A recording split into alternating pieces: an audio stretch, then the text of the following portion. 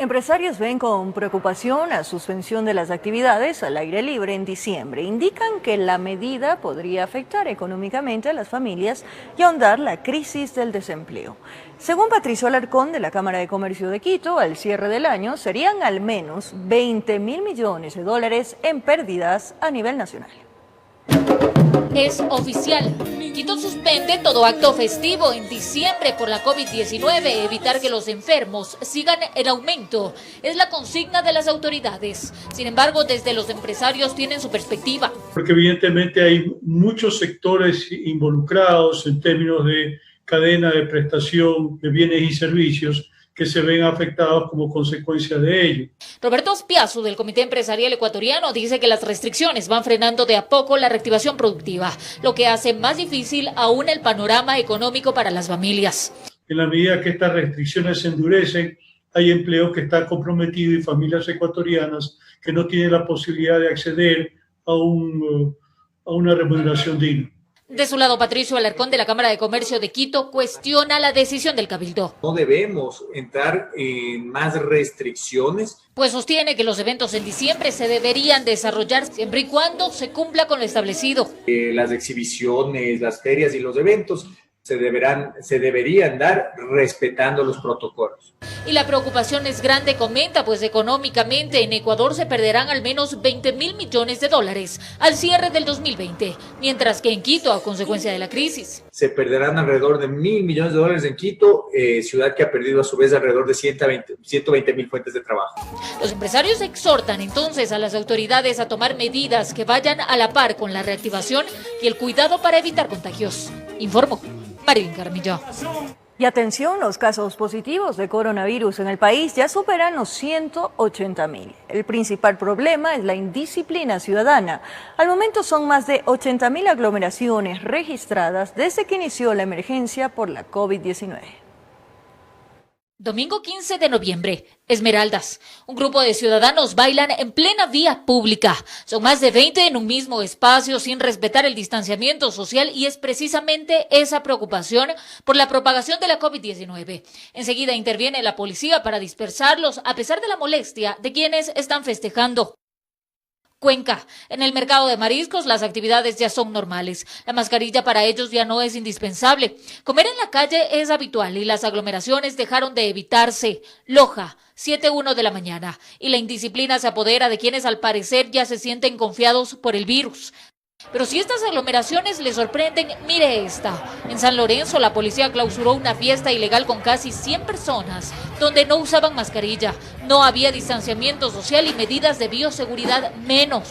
Mientras que en Ambato el mercado mayorista es el principal foco de concentración. Pero ¿cuántas aglomeraciones se registraron en el país desde que empezó la emergencia sanitaria? Y aglomeraciones, para darles el dato nacional, 87.134. Y tan solo a medio mes de noviembre ya tenemos 12.933. Y en cuanto a las fiestas, el director del ECU 911, Juan Zapata, nos comenta. 26.625 hasta el momento. Respecto a los libadores, a nivel nacional son 224.573 indisciplinados. La autoridad además indica que hay una tendencia de incremento, pero sostiene que también es responsabilidad ciudadana. Ahora que se exhorta a las organizaciones políticas a evitar aglomeraciones. Digamos, en 17 eventos de inscripciones tuvimos 5.040 personas, es como llenar un coliseo. Pedidos, solicitudes que se le hace a la ciudadanía a evitar las concentraciones, cuando Ecuador registra 180.676 casos confirmados de COVID a escala nacional, con 13.016 fallecidos, entre confirmados y probables. Informó Marilyn Jaramillo. Buenas noticias en medio de la pandemia. La vacuna contra el COVID-19 de la farmacéutica Moderna afirma que tiene el 95% de efectividad para prevenir el coronavirus. La ventaja de esta inyección es que puede conservarse en un congelador doméstico. Hay expectativa en el mundo científico. Esto luego que la farmacéutica estadounidense Moderna anunció que su vacuna experimental tuvo una efectividad del 95% para prevenir el COVID-19. La empresa afirmó mediante un comunicado que este ensayo se realiza en 30.000 personas. De ellas, 15.000 reciben la vacuna y las otras 15.000 el placebo. De todas estas personas hasta hoy, 95 se contagiaron de COVID-19 involuntariamente, lo que hace creer a los expertos de la empresa que esta vacuna vacuna podría prevenir los casos de gravedad. De las 95 personas, 11 de ellas se enfermaron de forma grave y estas 11 todas recibieron placebo, ninguna recibió vacuna, lo cual es una noticia magnífica en cuanto a la posibilidad de la vacuna de prevenir severidad. La vacuna de Moderna le da 5% más de efectividad a la vacuna de Pfizer, que en anteriores días anunció que tenía el 90% de eficacia, lo que genera confianza en que estas inyecciones puedan poner fin a la pandemia. Pues da una facilidad y una flexibilidad grande a la hora de llegar con la vacuna a todos los sitios y además el producto está listo para usar. La ventaja de la vacuna Moderna es que puede conservarse en un congelador doméstico, mientras que la de Pfizer su compuesto debe permanecer a temperaturas de alrededor de 75 u 80 grados bajo cero. Si bien la empresa norteamericana espera producir 20 millones de dosis hasta finales de año, estas serían para Estados Unidos. Ante estas noticias, la Organización Mundial de la Salud admitió que los avances de las farmacéuticas son esperanzadoras y esperan que más candidatas a vacunas puedan desarrollarse. Informó Ismenia Solórzano.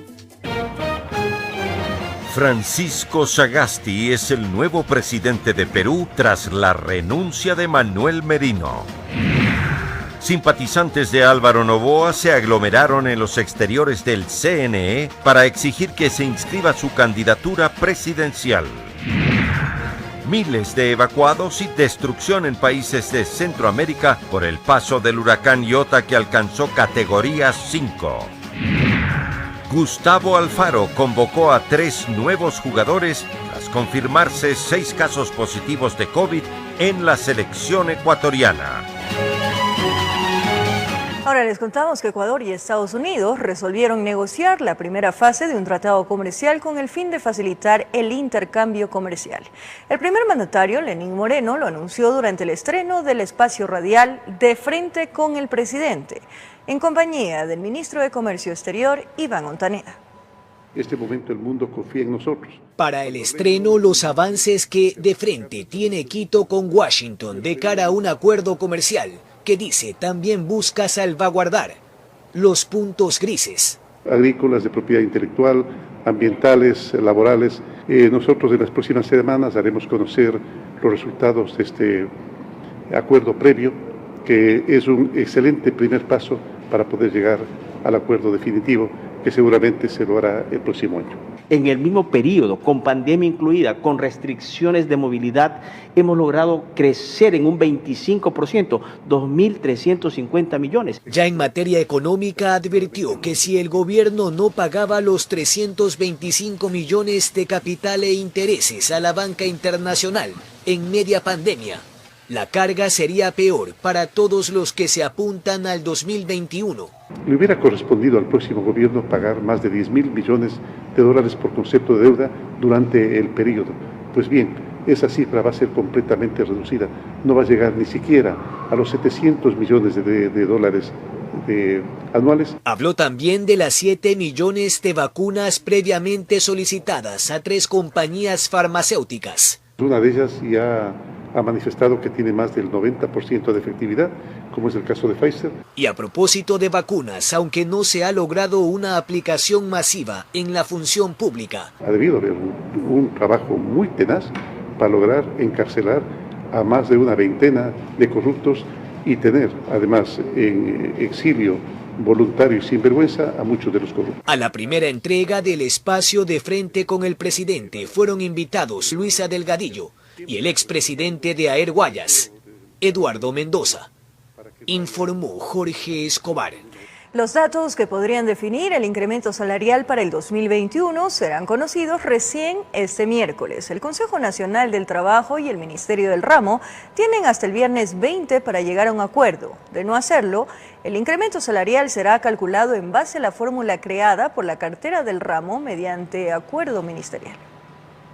La sesión de este lunes entre representantes del sector empleador y trabajador que integran el Consejo Nacional de Trabajo y Salarios continuará este miércoles. Lejos de la presentación de las cifras respecto al empleo, los datos necesarios para el cálculo del salario para 2021 no fueron presentados. Lamentablemente, el señor ministro nos informó de que no tiene todavía la información de estos indicadores. De tal manera que este miércoles, con los indicadores relacionados a la productividad, precio del consumidor, entre otros, el sector trabajador expondrá su propuesta que adelantan será el incremento del salario básico unificado. Nos gustaría, como siempre lo hemos hecho, técnicamente discutir la fijación del salario. O sea, no podemos discutir y hablar que todo el mundo está golpeado por la pandemia.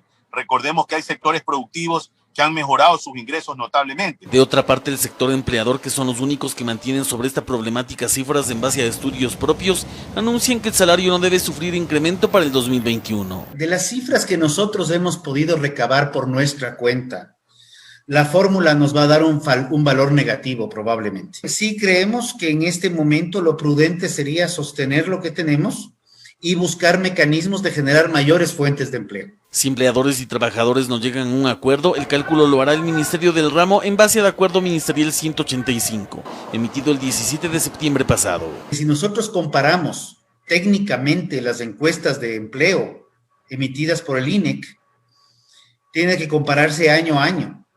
Y el 2019 al 2020, septiembre, lo que tenemos es un decrecimiento de empleo pleno de 700,000 personas. En el caso pertinente, el acuerdo, al no permitir una reducción del salario, el mismo debería estipularse en $400, tal como la fijación hecha para 2020, situación que los trabajadores no comparten. Así sea 0.5 la inflación, así sea 0.8 la productividad, eso aterrizándolo en número podría significar 1, 2, 3, 5, pero no puede ser 0. Analizados los datos y emitidas las propuestas, se espera que hasta este viernes trabajadores y empleadores lleguen a un consenso respecto del incremento no del salario para el próximo año. De no ser así, el Ministerio del Trabajo deberá hacerlo, informó Javier Rosero. El binomio de Álvaro Noboa y Gino Cornejo insiste en su legalidad para participar en las elecciones presidenciales de 2021. Demandan al Consejo Nacional Electoral que dé paso al proceso de inscripción. Simpatizantes de Noboa protestaron en los exteriores del CNE. Desde las 9 de la mañana se apostaron en los exteriores del Consejo Nacional Electoral Norte de Quito. La consigna una sola: demandar se permita la participación en las elecciones presidenciales del 2021 al binomio Álvaro Noboa-Gino Cornejo por el movimiento Justicia Social. La partidocracia constantemente ha tratado de evitar que se pueda perfeccionar la inscripción, la calificación en el Consejo Nacional Electoral. Son simpatizantes de Noboa que acompañaron a Gino Cornejo, precandidato a la vicepresidencia, y Silka Sánchez, vocera de Noboa. Sánchez defiende la legalidad del binomio y el inicio de la inscripción en los tiempos establecidos en la ley. Luego, que Justicia Social fue eliminado del registro electoral el 16 de septiembre. Así que el partido estaba muerto desde el 16 de septiembre hasta el 3 de noviembre, que se ejecutó la sentencia del Tribunal Contencioso Electoral. Y es el 5 de noviembre cuando el Consejo Nacional Electoral dicta su resolución, abre el sistema y el día 7 de noviembre, sábado 7 de noviembre, se inscribe legalmente la candidatura de Álvaro Noboa. Al parecer continuarán dando guerra y se ponen en manos del Tribunal Contencioso Electoral. Estamos interponiendo todas las acciones legales. Sánchez denuncia que en la Asamblea Nacional se está pretendiendo dejar afuera a Noboa, precisamente en el juicio político a la ministra María Paula Romo. Esta semana hay un juicio político. Miren cómo van a votar. No estoy de acuerdo que se estén negociando los votos a cambio de la candidatura de Álvaro Noboa. Informó Héctor Romero. Fue negada la acción legal para evitar que continúe el concurso de jueces de la Corte Nacional de Justicia por supuestas irregularidades, mientras que otra acción está a la espera de ser resuelta. A la par, profesionales se preparan para tomar las pruebas psicológicas. La acción constitucional con medidas cautelares que pretendía suspender el concurso de jueces de la Corte Nacional de Justicia por supuestas irregularidades, presentada por un grupo de abogados, no terminó naciendo. Lamentablemente, la jueza indica que no encontró vulneración ni una amenaza a la vulneración a derechos constitucionales y por ello nos ha negado. A pesar que la normativa establece que en este caso no existe la apelación, darán ese paso. Pero amparados en la misma Constitución de que toda resolución es impugnable, presentaremos el recurso de apelación para la suspensión del concurso de jueces. Sin embargo, en la ciudad de Guayaquil el pasado viernes, uno de los postulantes al concurso de jueces que fue separado presentó una acción de protección, estando a la espera de ser calificada y se notifique día y hora. En ese caso de la acción de protección, sí se hace audiencia. En nuestro caso, como son solo medidas cautelares, los jueces pueden resolver solo en función de la demanda. El Consejo de la Judicatura que lleva adelante la selección da muestras de transparencia. El proceso avanza a pesar de las críticas, a pesar de las afirmaciones tendenciosas de quizá grupos que están interesados en que no se conforme la Corte. Muestra de ello es que la tarde de este lunes se efectúa el sorteo aleatorio de los 8 psicólogos escogidos de entre 40 que efectuarán la prueba psicológica. 3 psicólogos del Colegio de Psicólogos Clínicos de Pichincha, 2 de la Universidad Central del Ecuador, 2 del Colegio de Psicólogos Clínicos de Tungurahua y un profesional de la Federación Ecuatoriana de Psicólogos Clínicos. Recordar que quien no pase la prueba psicológica automáticamente queda fuera, de acuerdo al reglamento, informó Héctor Romero.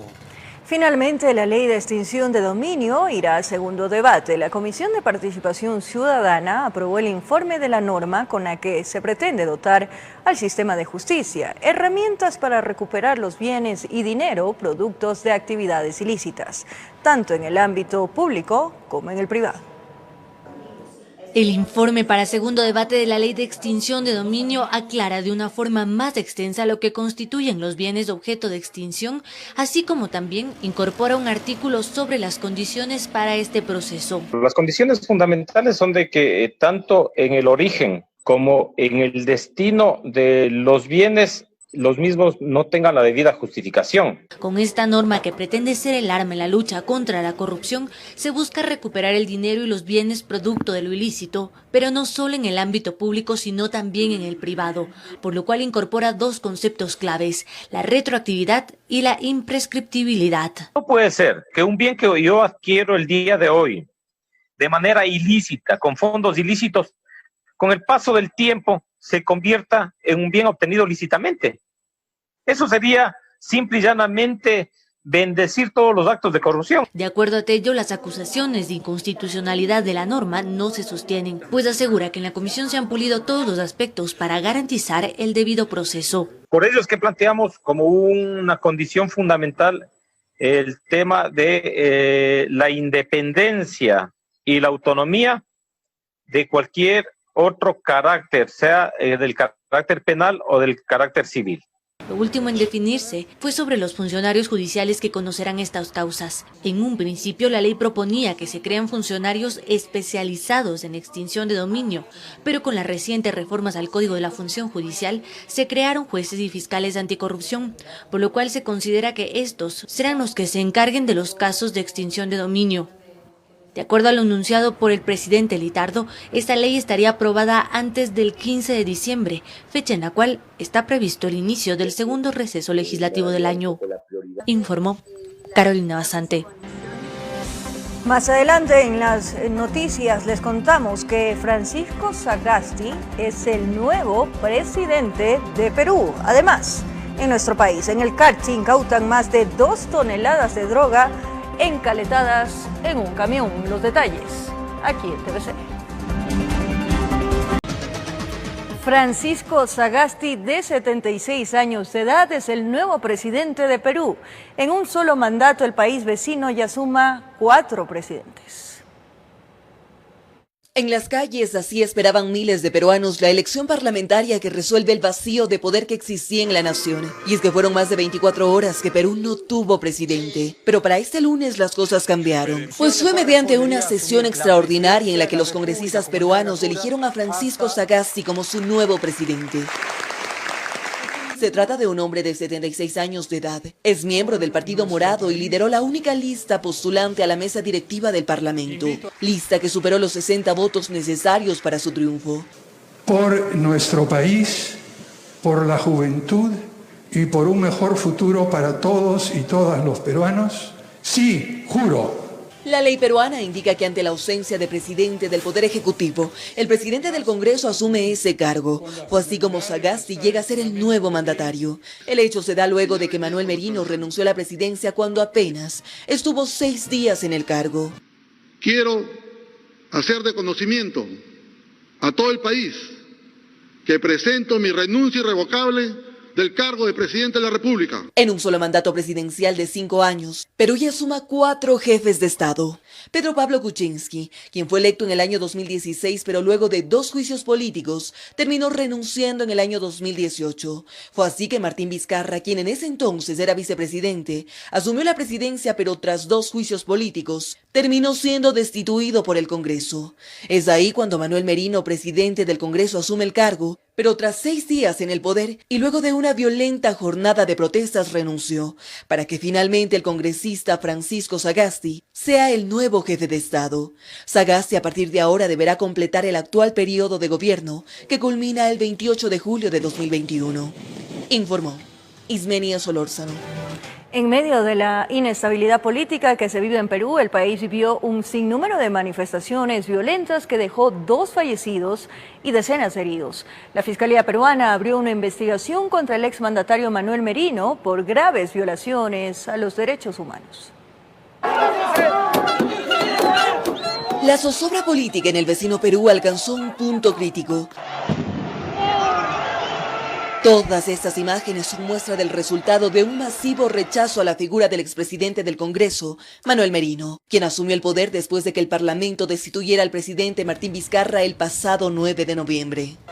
La gente se está levantando debido a que considera que esto ha sido un golpe de Estado. Recontra indignada y dolida de tanto ver cómo nos roban, nos saquean. Ya estoy harta. Las manifestaciones no solo fueron en la capital, pues miles de peruanos salieron a las calles y avenidas de todo el país, coordinadas tan solo a través de redes sociales. Solo en Lima, este fin de semana, las marchas desataron crudas escenas de violencia como estas, mismas que dejaron como resultado 2 personas fallecidas a manos de la policía. Se trata de un joven de 25 años que fue disparado con un arma de fuego en el tórax, el cuello y la cabeza, mientras que otro joven de 24 años fue herido por 4 perdigones y también falleció. En todos estos enfrentamientos se registraron más de 100 heridos, entre ellos periodistas quienes cubrían eventos, pero fueron agredidos con perdigones de goma. Otro ejemplo es de esta joven quien empezó a convulsionar tras el actuar de la policía. Ante los hechos, la Fiscalía peruana abrió una investigación contra Manuel Merino y varios de sus ministros por presuntos delitos que implican violaciones a los derechos humanos, donde incluso podrían afrontar hasta 35 años de cárcel. El delito de homicidio calificado o el asesinato, igualmente por haberse cometido con armas de fuego, especialmente los perdigones o el uso de las bombas lacrimógenas. Tras la muerte de los manifestantes, al menos 11 de los 18 ministros anunciaron su renuncia de forma separada. Algunos incluso lo anunciaron por Twitter. Esto sumado a que organizaciones nacionales e internacionales manifestaron su preocupación ante el uso excesivo de la fuerza de la policía durante las marchas, que han sido consideradas entre las más grandes de los últimos 20 años en Perú. Informó Ismenia Solórzano. 6 extranjeros fueron detenidos cuando intentaban robar un departamento en el norte de Quito. La supuesta banda delictiva estaría implicada en otros atracos registrados en video. A pesar de las evidencias policiales, todos recuperaron la libertad. Como que los vecinos estaban cambiándose de casa, mejor dicho, todavía hay buenas personas que les querían dar una sorpresa, pero tras el acto caritativo, según el parte de los agentes de la Judicial de Quito, estaban integrantes de una banda dedicada al robo de domicilios y serían los mismos capturados horas atrás, cuando pretendían robar un departamento. Estos ciudadanos, al percatarse que fueron descubiertos por las alarmas del edificio, pretenden darse a la fuga. La Policía Judicial tiene varias denuncias del accionar de la supuesta banda, así como videos del modus operandi.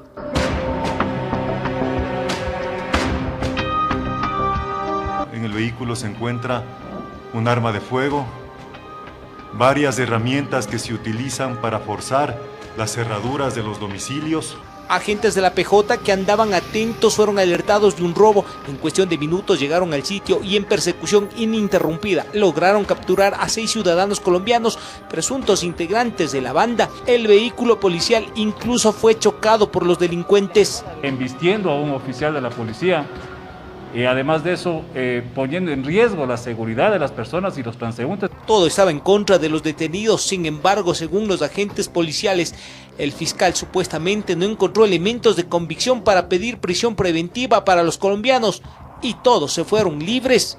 Nosotros llegamos hasta el momento que presentamos al fiscal y él se encarga del resto. Inclusive los miembros policiales no ingresaron a la audiencia, no fueron llamados a la audiencia. La policía reveló que 5 de los amigos que recuperaron la libertad cuentan con un amplio historial delictivo en Colombia. 2 de ellos son buscados por la justicia del vecino país, tienen orden de prisión vigente. La líder de esta organización es una mujer que tiene ya sentencia de 40 meses por hurto a domicilios en Colombia. Una vez más queda en evidencia que el trabajo policial al parecer no va de la mano de la labor judicial. A sacar sus propias conclusiones. En Quito informó Iván Casamen. Como lo anunciamos en el Carchi, una considerable cantidad de marihuana fue descubierta en un vehículo furgón, mismas que se encontraban en las paredes laterales y el techo. La droga presumiblemente iba para el puerto principal.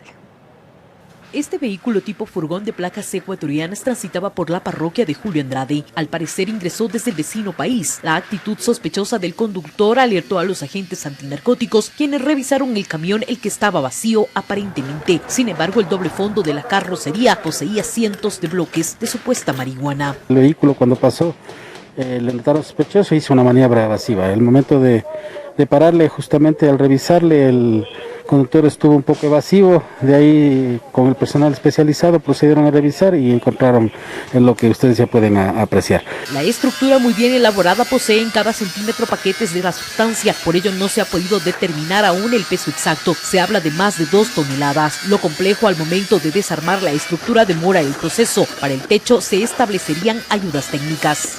Cantidad considerable, pero todavía el pesaje, todo eso lo determinaremos, se demorará un buen tiempo hasta tratar de pesar bloque por bloque.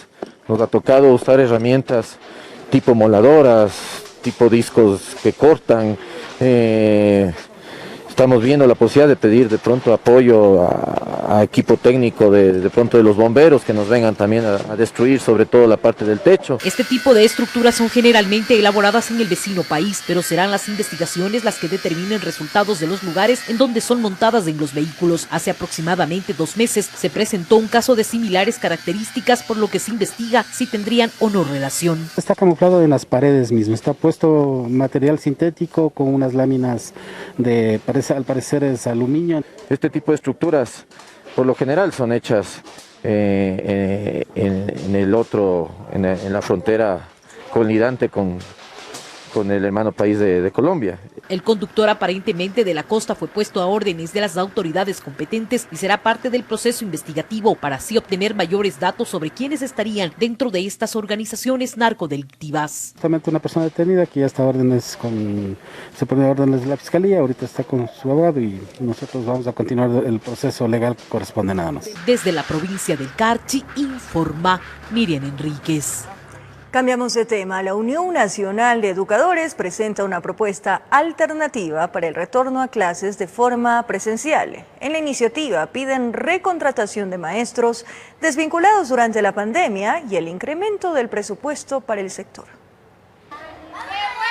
Al menos una veintena de requerimientos y observaciones contiene la propuesta alternativa de la Unión Nacional de Educadores para el retorno a las actividades presenciales en los planteles educativos fiscales del país. El Gobierno Nacional y el Ministerio de Educación no puede conformarse con simplemente emitir un acuerdo ministerial y los lineamientos y tirar la pelotita a los establecimientos educativos y a la comunidad educativa. Entre los puntos se destacan dejar de pagar la deuda externa y devolver el presupuesto a la educación, que el aporte para este sector en el periodo fiscal 2021 sea del 6% del Producto Interno Bruto, que existe un plan de blindaje para las escuelas públicas, recuperar el médico escolar, prohibir el retorno al trabajo presencial del personal administrativo de apoyo y también a los docentes en condición de vulnerabilidad, dejar sin efecto el recorte a la remuneración de los docentes y dotarlos de internet gratuitos, así como también disminuir el número de estudiantes por aula. 12 en educación inicial, 20 en educación básica y bachillerato en función del tamaño de las aulas, que garantice la separación de 2 metros entre estudiantes. Además, proponen la recontratación de los 10.000 maestros desvinculados durante la crisis sanitaria y para aquellos que retomen sus actividades presenciales, se pide sean sometidos a pruebas PCR. Esto también para los estudiantes. Eso es importantísimo previo a la reapertura de cualquier tipo de establecimiento. La propuesta fue dada a conocer la mañana de este lunes, menos de una semana después de que el gobierno informara que ya 79 escuelas del país retomaron sus actividades de manera presencial. Este retorno a las aulas se ha manifestado que será de manera progresiva, aunque para la UNE no existen aún garantías para esto, informó Carolina Basante. La Iglesia ecuatoriana y los católicos del país están de luto tras la muerte del cardenal Raúl Vela, quien también era arzobispo emérito de Quito. El religioso falleció el pasado 15 de noviembre en horas de la noche. Fuentes oficiales confirmaron que el deceso ocurrió producto de un fallo en su corazón. Durante la tarde de este lunes se celebró una Eucaristía en agradecimiento de su labor al servicio de la comunidad cristiana. Este martes se realizará una misa en la catedral en su nombre. Que tengan un buen inicio de semana. Gracias por su compañía, cariño, pero sobre todo, fiel sintonía. Un abrazo grande.